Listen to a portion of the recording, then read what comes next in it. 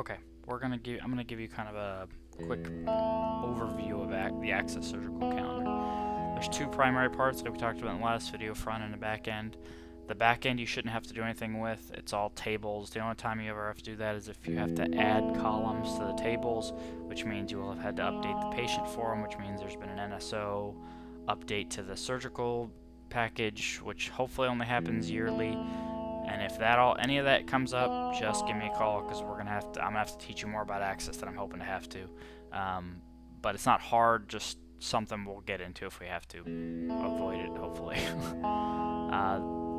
That's the back end. The front end is what we're gonna look at right now. That's where all of the information is input. It's what all the surgical calendar or all the surgical coordinators see, and then what they actually interact with. So let's just go ahead and jump in. Surgical calendar backup is the folder I've sent you.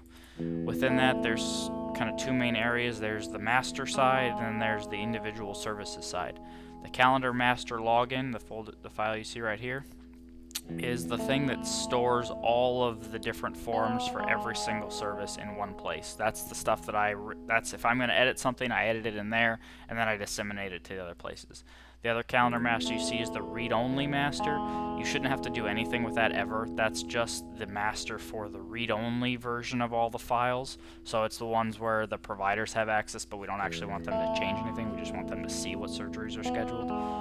So that you should never have to do anything with because they're not going to get any changes. We don't care what they see, just so they see the basics.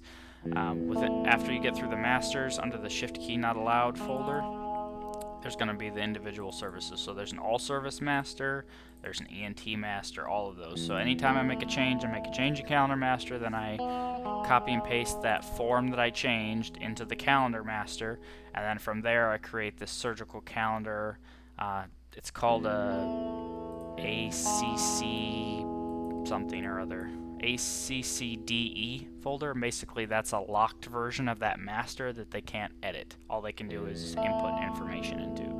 And then this actual ACCDE is what's in the services folder under the pre-op section. So if you go into each of these, you'll see this is an actual ACCDE front end. So that's the locked version, so then they can't delete anything on me.